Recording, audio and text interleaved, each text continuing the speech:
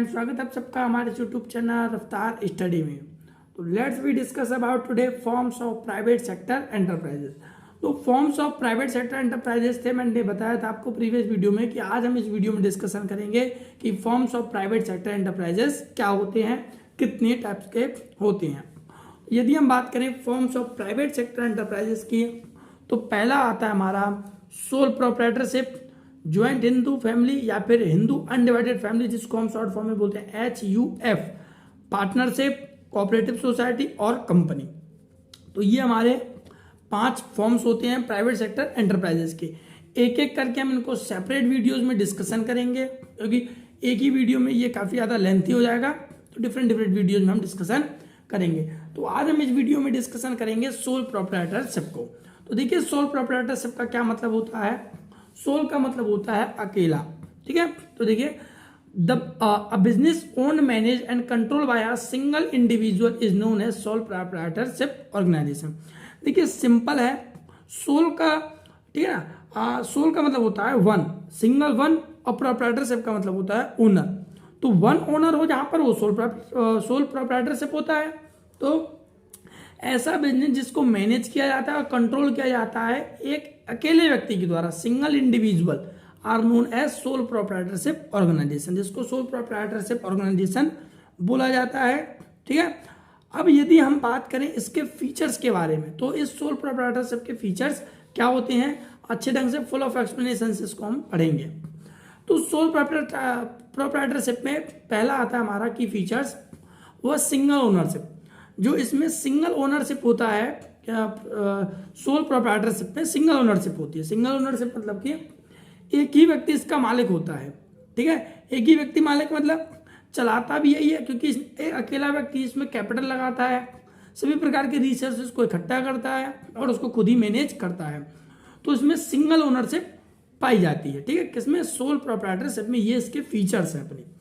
Second की यदि हम बात करें फॉर्मेशन एंड क्लोजर, तो जो सोल प्रोप्राइटरशिप है, इसमें कोई भी लीगल फॉर्मेलिटीज रिक्वायर्ड नहीं होती है चालू करने के लिए, ना ही बंद करने के लिए।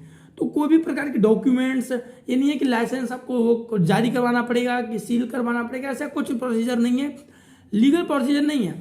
आपको भी दुकान खोल करके बैठ जाइए, इसमें कोई जरूरत थोड़ी है।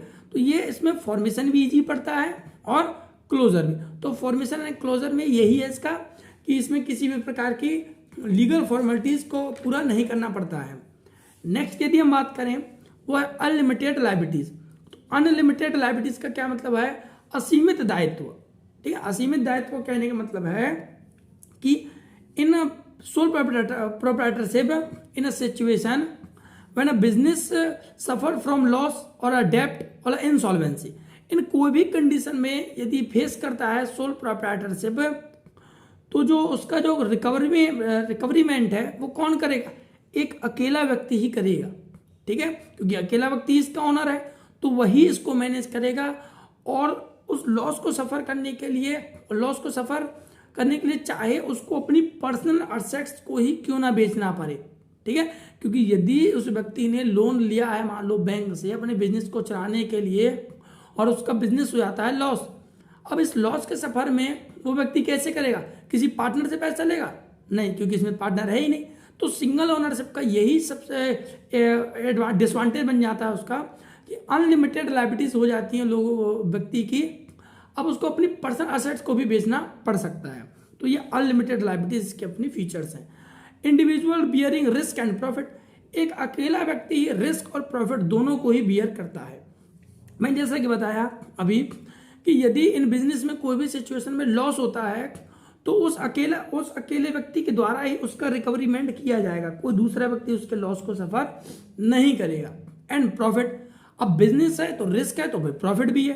तो यदि बिजनेस में प्रॉफिट हो जाता है, और जितना भी प्रॉफिट होगा तो पूरा किसको मिलेगा, सिंगल ओनर से, मतलब कि जो अकेला व्यक्ति है वही लेगा उसको प्रॉफिट को। तो ये एडवांटेज भी बनता है, डिसवांटेज भी बनता है। यदि प्रॉफिट हुआ तो एडवांटेज, रिस्क हुआ तो डिसवांटेज। वन मैन कंट्रोल, अगला आता है हमारा 5th नंबर का, वन मैन कंट्रोल। एक सिंगल व्यक्ति के द्वारा इसको कंट्रोल किया जाता है, वन हैंड होता है, इसमें किसी भी प्रकार के जो दूसरे व्यक्ति होते हैं वो इसको मैनेज नहीं करते, तो पूरा ऑफ वन मैन कंट्रोल माना जाता है।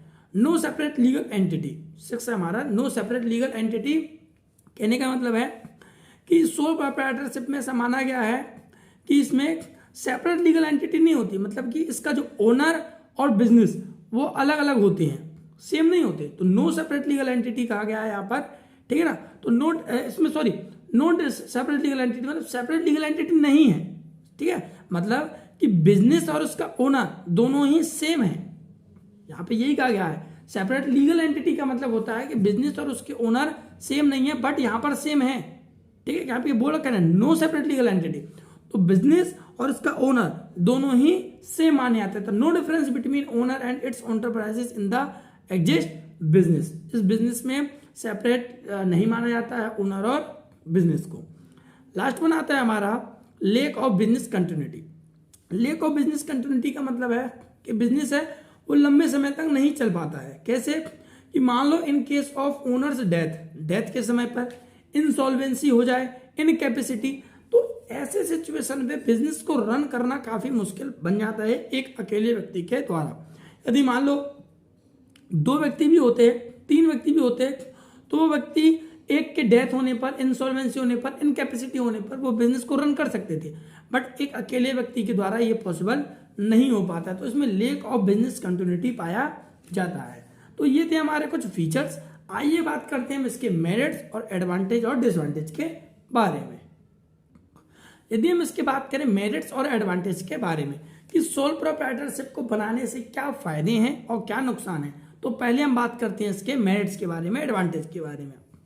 तो पहला आता है क्विक डिसीजन। क्विक डिसीजन का मतलब है कि एक अकेला व्यक्ति यदि बिजनेस को रन कर रहा है, मैनेज कर रहा है, तो डिसीजन भी अकेले ही लेगा, ना किसी से पूछने की जरूरत। तो जो इसको करना है वो तुरंत डिसीजन लेगा और न किसी से कंसल्टेंट सपोर्ट इसको नहीं मिलता है, क्योंकि ठीक है ना, क्योंकि कोई व्यक्ति मिलता नहीं है तो क्या करता है, इमीडिएट एक्शन लेता है किसी भी काम को करने के लिए। तो सबसे बड़ा एडवांटेज है कि दूसरों की इसमें सलाह की जरूरत नहीं पड़ती है, ठीक है।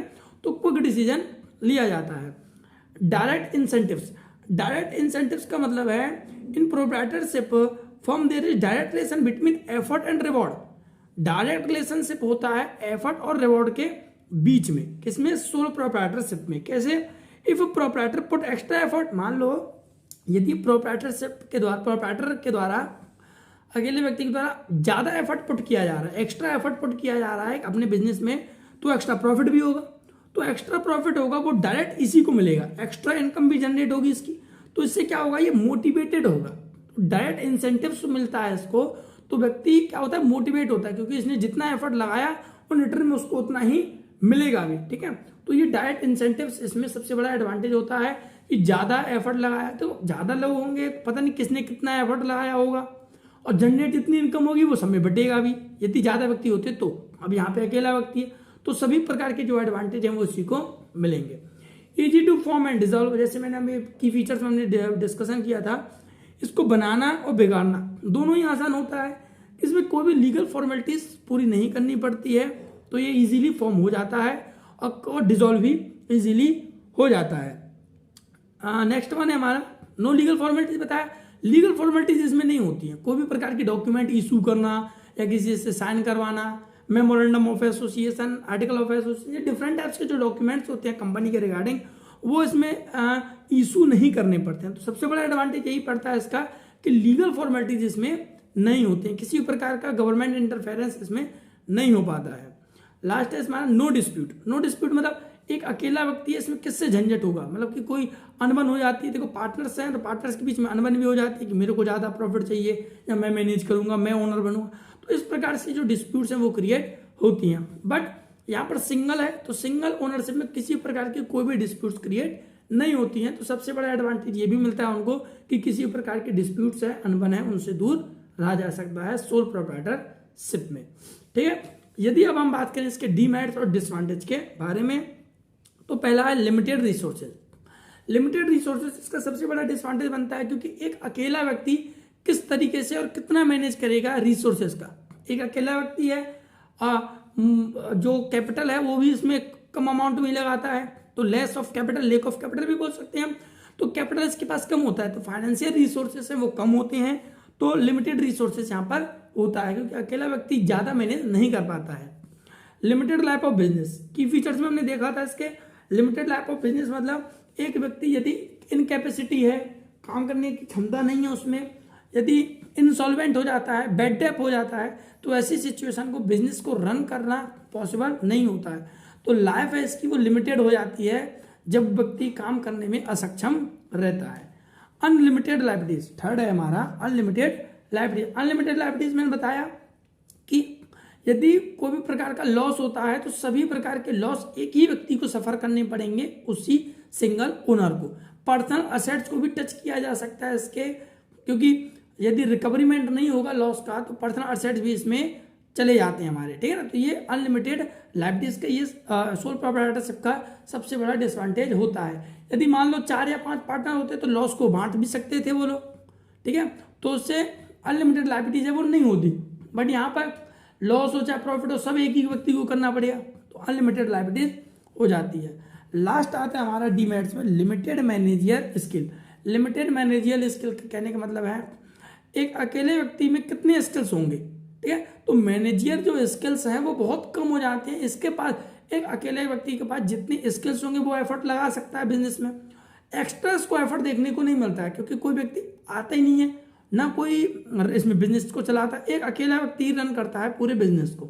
तो कैसे मैनेज करना है, क्या प्रोडक्शन करना है, कैसे करना है, सभी प्रकार के जो डिसीजंस हैं वो इसी के द्वारा लिए जाते हैं।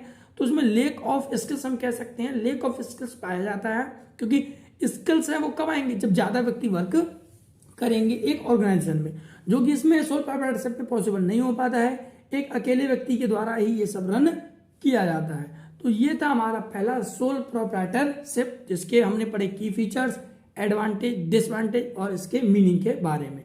नेक्स्ट वीडियो में हम आगे जो फॉर्म्स ऑफ हमारे जो अगला है हमारा हिंदू अनडिवाइडेड फैमिली, उसके बारे में डिस्कशन करेंगे। Thank you.